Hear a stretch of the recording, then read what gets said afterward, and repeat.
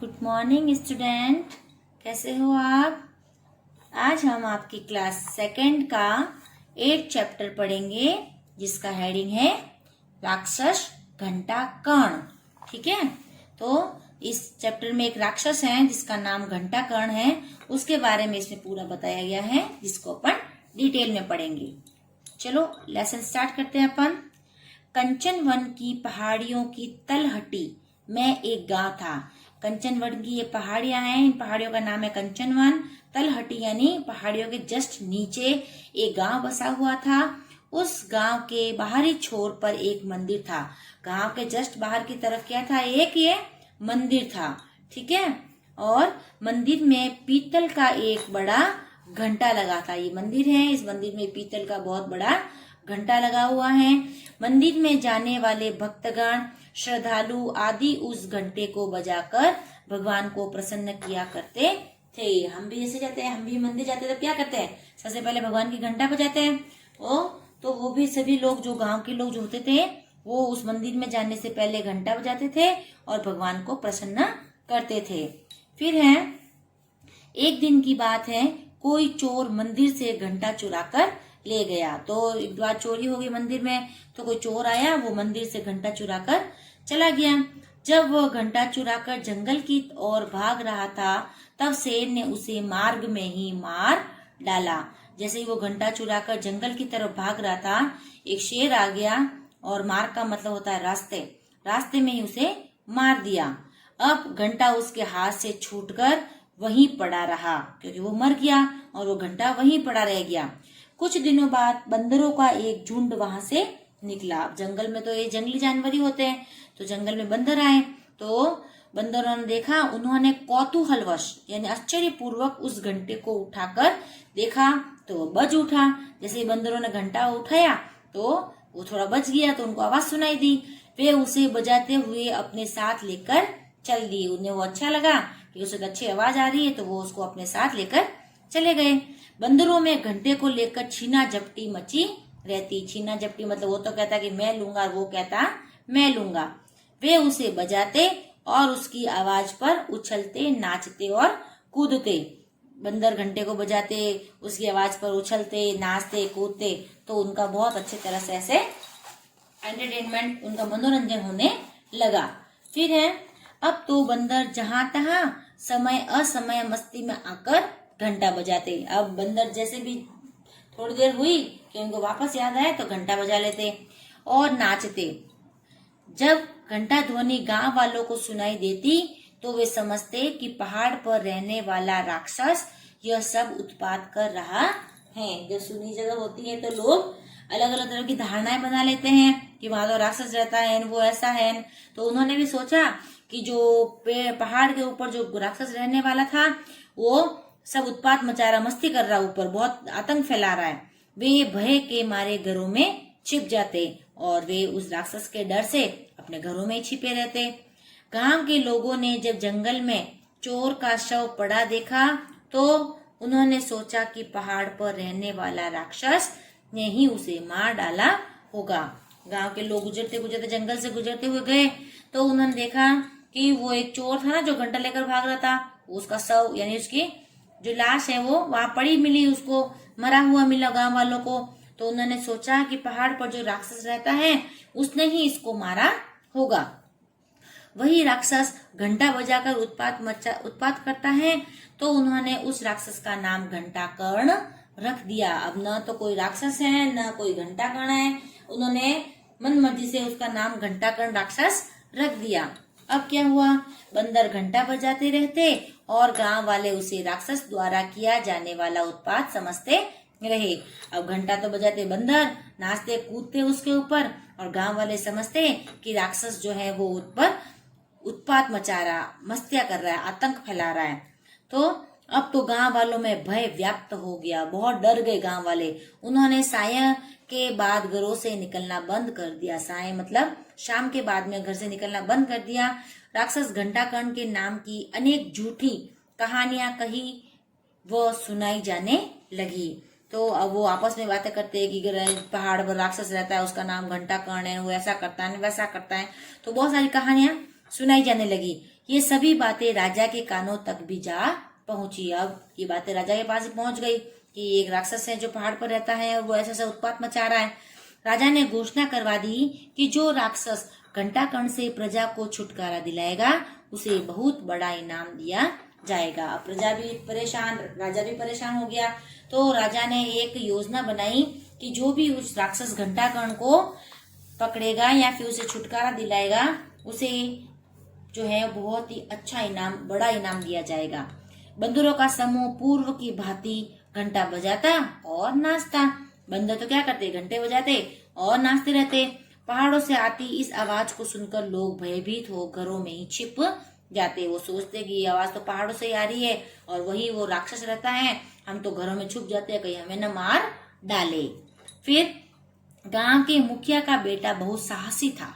ये गांव का मुखिया, मुखिया मतलब होता है जो मेन पर्सन होता है ना, वो तो उसका जो ये बेटा था बहुत ही साहसी था, वीर था, वो डरता नहीं था। वह राक्षस घंटाकर्ण की कहानियों पर विश्वास नहीं करता था। वो से रहता था कोई घंटाकर्ण नाम का राक्षस है ही नहीं, सब ऐसे ही डरते हैं। तो एक दिन घंटे की आवाज का अनुकरण, अनुकरण का मतलब होता है पीछे पीछे, जहाँ से घंटे की आवाज आ रही थी ना उसकी आवाज का पीछा करता करता उसने पहाड़ पर चढ़ना शुरू कर दिया। इस तरह से वो पहाड़ पर चढ़ना शुरू हो गया। वह पहाड़ पर चढ़ता चढ़ता रहा, हालांकि वह थक कर चूर हो रहा था, बहुत थक गया था वो, तो भी उसने हिम्मत नहीं हारी और चढ़ता रहा। सुबह से दोपहर हो गई, उसने न कुछ खाया और न ही कुछ पिया, कुछ खाया पिया भी नहीं, भूखा प्यासा वो पहाड़ पर चढ़ता रहा। वह थक कर एक पेड़ के नीचे बैठ गया। अब वो थक गया पूरी तरह से, अब वो एक पेड़ के नीचे बैठ गया और उसकी आंख लग गई। आंख लग गई मतलब उसको नींद आ गई और वह सो गया। थक गया था इसलिए उसको नींद आ गई और वह सो गया। फिर अचानक घंटे की ध्वनि सुनकर उसकी आंखें खुल गई। तब बंदरों ने वापस घंटी बजाई तो उसको सुनाई दी और उसकी आंख खुल गई। उसने देखा सामने विशाल वृक्ष के नीचे बंदरों का एक समूह घंटा बजाकर मस्ती में नाच रहा था। तो गया उनके पीछे पीछे, तो उसने देखा कि वहां तो बहुत सारे बंदर थे, विशाल वृक्ष, बहुत बड़ा पेड़ था, उसके नीचे वो घंटा बजा रहे थे और मस्ती में नाच रहे थे। अब सारा माजरा उसकी समझ में आ गया। माजरा का मतलब सारा मामला, सारा मसला कि अब क्या है यहाँ पे। वो जान चुका था कि घंटे की आवाज कहाँ से आती है। पहले तो वो डरा था, लेकिन अब उसको भी लगा कि घंटे की आवाज कहाँ से आ रही है। अब वह स्वयं को इनाम का अधिकारी समझ रहा था। उसे लगा कि राजा ने जो इनाम घोषित किया वो मुझे मिल जाएगा, लेकिन सच बोलने पर उसे इनाम नहीं मिल सकता था। ऐसा ही होता है, जब अपन किसी को भी सीधा सीधा सच बताते हैं तो कोई विश्वास नहीं करता है और उसे इसकी कीमत भी नहीं मिलती है। तो कुछ सोचता हुआ वो वापस लौट आया। अब उसने एक प्लान बनाया अपने दिमाग में। अगले दिन मुखिया का बेटा राज दरबार में गया। वो राजा के दरबार में गया और राजा से बोला, मैं अपने मंत्रों के बल पर राक्षस घंटाकर्ण को राज्य से भगा दूंगा। उसने कहा कि मैं मंत्र बोलूंगा और मंत्र के हिसाब से राक्षस घंटाकर्ण जो है वो यहाँ से भाग जाएगा और घंटा भी छीन लाऊंगा और मैं उसका हाथ से घंटा भी ले लूंगा, परंतु इसके लिए मुझे एक यज्ञ करवाना होगा। उसने कहा कि ये सब कर लूंगा, लेकिन मुझे क्या करवाना होगा, एक यज्ञ करवाना होगा, हवन करना होगा और उसमें यज्ञ में 5,000 रुपए का खर्चा आएगा। उसने कहा कि इसमें 5,000 रुपए का खर्चा आएगा। यदि महाराज यह धन उपलब्ध करवा दे तो मैं यह कार्य कर दूंगा। उसने दिमाग से काम लिया और महाराजा से 5,000 रुपए ले लिए। राजा ने तुरंत उसे रुपए दिलवा दिए। राजा ने कहा मंत्रियों से जल्दी करो, इसको जितने रुपए चाहिए हवन के लिए उसे दे दो। मुखिया के बेटे ने टोकरी भर फल खरीदे। क्या क्या, सिर्फ एक टोकरी उसने फल खरीदे मुखिया के बेटे ने, और पहाड़ी पर उस स्थान पर गया जहां बंदर घंटा बजा रहे थे, क्योंकि बंदरों को केले और फल बहुत पसंद है। तो उसने दिमाग से काम लिया, अपना दिमाग चलाया और बंदरों के लिए टोकरी भरकर फल ले गया। तो अब दोपहर तक घंटे की आवाज सुनकर वह उन तक पहुंचा। दोपहर तक घंटे की आवाज आ गई कि बंदर कहाँ घंटा बजा रहे हैं। वो चला गया वहां पर और भूखे बंदरों ने उसे टोकरी में फल लिए देखा तो घंटा छोड़ उसकी ओर दौड़ पड़े। बंदर भूखे थे तो उसने देखा कि एक फलों की टोकरी है पूरी भरी हुई, तो वो तो घंटा वहीं छोड़कर उस टोकरी के पीछे चल दिए। उसने फलों की टोकरी रख दी। सभी बंदर धक्का मुक्की करते हुए टोकरी पर झपट पड़े। उसने फलों की टोकरी तो वहां रख दी और बंदर जो है वो फल लेने के लिए धक्का मुक्की करने लगे। उन्हें घंटे की कोई फिक्र नहीं थी, वो भूल गए बंदर घंटे को। मुखिया के बेटे ने घंटा उठाया और बंदरों से नजर बचाकर पहाड़ से नीचे उतरकर गांव में चला गया। उसने क्या किया, फलों की टोकरी तो वहीं रख दी और घंटा लेकर गांव में आ गया। चारों ओर खबर फैल गई कि वह राक्षस घंटाकर्ण को मारकर उससे घंटा छीन लाया है। अब कोई राक्षस था क्या घंटाकर्ण? कोई नहीं था। सब लोगों ने डर के हिसाब से अलग अलग कहानियां बना दी, लेकिन वो तो बंदरों से घंटा लेकर आ गया। अगले दिन राजा ने उसे पुरस्कार से सम्मानित भी किया। अब किसी को राक्षस घंटाकर्ण के घंटे का स्वाद सुनाई नहीं पड़ता, क्योंकि जो घंटा बंदर बजा रहे थे वो घंटा तो ये लेकर आ गया। अब राज्य में प्रजा सुख से रहने लगी थी।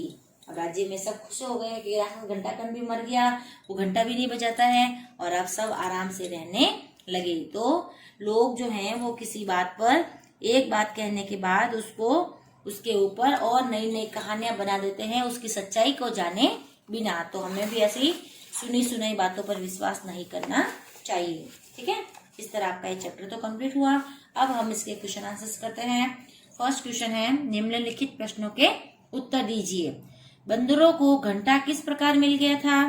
बंदरों को घंटा शेर द्वारा चोर को मारने पर मार्ग में मिल गया था। तो जब चोर लेकर भाग रहा था तो शेर ने उसको मार दिया और वो वहीं पड़ा रह गया, तो बंदर उसको उठाकर ले गए। सेकंड क्वेश्चन है, बंदर घंटे का क्या करते थे? तो वे उसे बजाते और उसकी आवाज पर उछलते, नाचते और कूदते। मजा आता उनको उस घंटे की आवाज पे। थर्ड है, गांव वाले घंटे की ध्वनि से क्यों भयभीत हो जाते थे? जब घंटे की आवाज आती तो क्यों डरते थे लोग? वे समझते कि पहाड़ पर रहने वाला यह सब उत्पात कर रहा है और इस डर से भयभीत हो जाते। वो सोचते हैं कि राक्षस घंटाकर्ण ही ये सब काम कर रहा है। फिर फोर्थ क्वेश्चन है, राजा ने क्या घोषणा की? जब वो सब बहुत डर गए थे तो उन्होंने कहा कि जो राक्षस घंटाकर्ण से प्रजा को छुटकारा दिलवाएगा उसे बहुत बड़ा इनाम दिया जाएगा। तो राजा ने ये घोषणा कर दी कि जो भी घंटाकर्ण से मुक्ति दिलाएगा उसे बहुत बड़ा इनाम मिलेगा। फिफ्थ क्वेश्चन है, बंदरों से घंटा किस प्रकार प्राप्त किया गया? तो बंदर से किस प्रकार घंटा प्राप्त किया? तो उसने एक टोकरी फल उस पहाड़ी पर रखकर घंटा प्राप्त किया। तो एक टोकरी पर फल ले गए और इस तरह घंटा प्राप्त किया। सिक्स्थ है, घंटाकर्ण कौन था? गांव वाले उसे क्यों भयभीत रहते थे? तो घंटाकर्ण एक राक्षस था, उसके उत्पात से गांव वाले भयभीत रहते थे। जबकि न तो कोई राक्षस घंटाकर्ण था और न उसका उत्पात था। वो सब उसकी कहानियां बना बना कर डर रहे थे और जिसका उत्पात समझ रहे वो बंदर कर रहे थे। ठीक है, तो इस तरह इस लेसन का नाम तो राक्षस घंटाकर्ण है, लेकिन इस चैप्टर में राक्षस कोई भी नहीं है। अब देखो अगला क्वेश्चन, घटना के अनुसार वाक्यों को क्रम दीजिए। जिस तरह से घटना है उसके अनुसार हमने को यह नंबर देने हैं। तो फर्स्ट है, चोर ने घंटा चुराया और जंगल की ओर चला गया। सेकंड है, फिर शेर ने चोर को मार डाला। फिर क्या हुआ? घंटा बंदर उठा ले गए और बजा बजा कर नाचने लगे। फिर उसके बाद क्या हुआ? 4 नंबर, घंटे की आवाज सुनकर गांव वाले भयभीत हो जाया करते थे।